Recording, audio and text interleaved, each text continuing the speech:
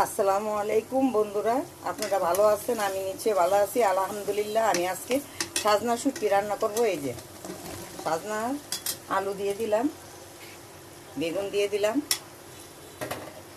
একটু পরে আমি দেখবো এখন কেমন হলো। রসুন কাঁচামরিচ দিয়ে দিলাম, শুটকিটা দিয়ে দিলাম। এখন একটু নাড়াচাড়া দিব,